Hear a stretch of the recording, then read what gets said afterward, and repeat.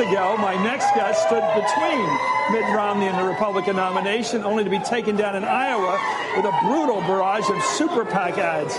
Since then, the two have made up, and Newt Gingrich is here in Tampa this week, leading Newt U, a set of workshops for Republican delegates, and he and his wife Callista are set to speak Thursday evening during a tribute to Ronald Reagan. Welcome, Mr. Speaker. You certainly engineered an excellent speaking bot. You've got back here. You got a crew of wild people here.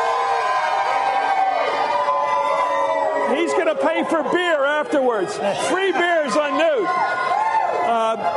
Okay, you've engaged in what I consider very problematic rhetoric in the campaign trail. When you accuse Obama, the president, of being a food stamp president, and everybody gets into the birther fun, and there's we don't know what game that Donald Trump's going to pull this week. He says he wants to go on the offensive with the birther talk. Do you have a problem thinking back on it of having used ethnic politics? With terms like food stamp president. Look, I find your assumption so absurd that it's hard to answer your question. Okay. Let me take the birther thing for a second. Sure. What Mitt Romney did the other day, people say, oh, you ought to relax, you ought to be a little bit lighter. So he tells a joke. Now, it happens to be a joke which serves him in a totally different way than you're calculating. It reminds everybody in Michigan that he was born in Michigan. He's a Michigander. Yeah. And the poll that came out this morning, he closed a 5-point gap in Michigan. Well, how does that justify the use of that reference to birther talk when birther talk has been poisonous? It was a throwaway line. It's part of the common culture. Yeah. You think it's funny that the president had to show his papers to shut down the birther talk? He had to go to Hawaii and get his documents released? Do you think that was funny? I think that it is bizarre that people think that it is a challenge to be able to say, I was born there, here's my birth certificate. What's the big deal? Because it hasn't stopped. Because we got members of your caucus, the Republican caucus, like Louis Gohmert, and these people that keep talking it up. But Romney was making, by any reasonable standard, he was making what's called a joke. First one he ever told. And it was a joke which actually, no, he just said... Okay, let's listen to Romney. Here's Mitt Romney telling a joke. If it's a joke, listen to it. There certainly was a punch to it. Now, I love being home in this place where Ann and I were raised, where both of us were born. Ann was born at Henry Ford Hospital. I was born at Harper Hospital. No one's ever asked to see my birth certificate. They know that this is the place that we were born and raised.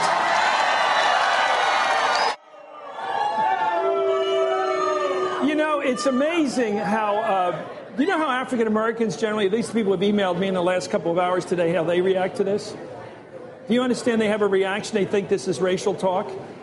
That this whole thing about welfare cheats is just relentless stuff. I think there are a lot of people in America who listen to people like you, who tell them all day, who tell them all day, every day how they so it's my influence on them. You just had a panel where the guy who was black was telling the two guys who were white they were nuts. Yeah, fine. Okay. So and the two guys who were white are going, gee, why are you not more sensitive to being black? I think Michael Steele knows he's black. I don't think this is a great shock to him. But you can laugh about it, but you don't think that you've used it in the past. What's a food stamp president? Food stamp president's a guy whose policies are so destructive that he creates the longest unemployment since the Great Depression, and he puts more people on food stamps, most of them white, than anybody else. Why do you assume food stamp refers to black? What kind of racist thinking do you have? Wait a second. Why you're being a racist? Let me tell you why. You assume it refers to black. Let me tell you why. Let me tell you why. Because from the beginning of paying attention to politics, Ronald Reagan would talk about the welfare queen who was African American. He'd talk about the young buck waiting in line. Yes, he did. He talked about the welfare queen out in Chicago. Who was African American. Yeah. I don't believe he ever used the term. No, he didn't say. He didn't have to. He also talked about. Let me try this. How about the young buck waiting in line for food stamps to buy booze with?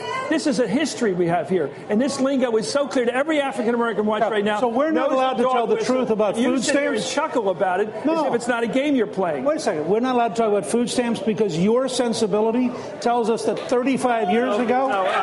Give me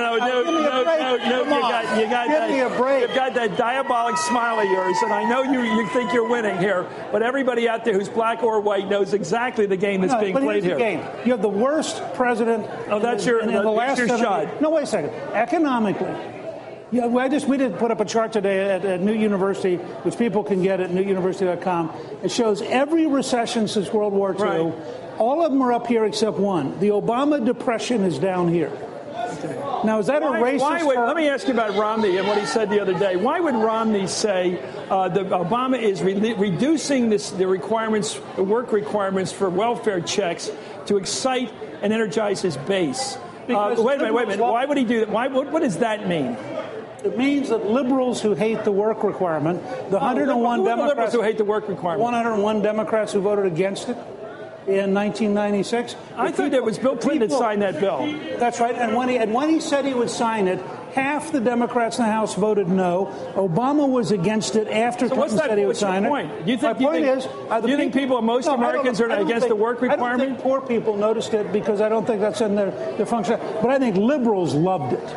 I think liberals thought, that's right, let's go back to dependency. Why are we requiring poor people to work? Why would anybody like dependency?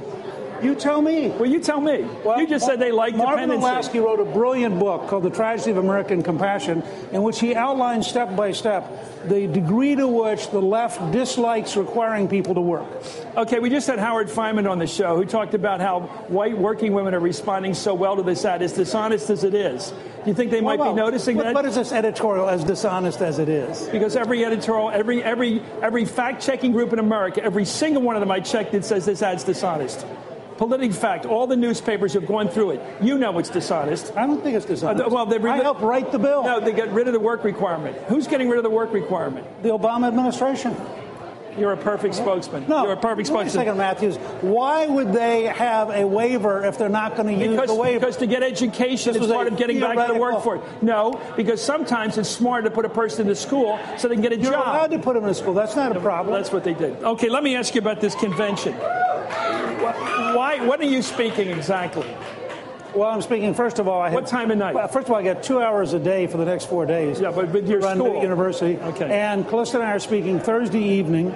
I don't know the exact time because, frankly, with having canceled Monday night, they're shaping it. But we're doing a tribute to Ronald Reagan, and since we did a movie on Reagan, we feel this is a pretty logical thing for us to do. What changed your mind about Mitt Romney? Barack Obama. Go ahead. It's easy. I mean, my choice for my children, my grandchildren, my country is Mitt Romney or Barack Obama. To me, as a conservative, that eliminates everything. So whatever justifies the means justifies the ends, the ends justify the means. If you think you won't agree with this, I think the re-election of Barack Obama is a disaster for this country. Right, and what about? I think that Romney is far better for this country. What do you want Romney to say Thursday night that you haven't heard him say yet? How does he say? Let's put on your political hat, which is generally on your head, Mr. Speaker. Tell me how he turns that middle Thursday night. I don't think Mitt Romney should play games about trying to be somebody who's not.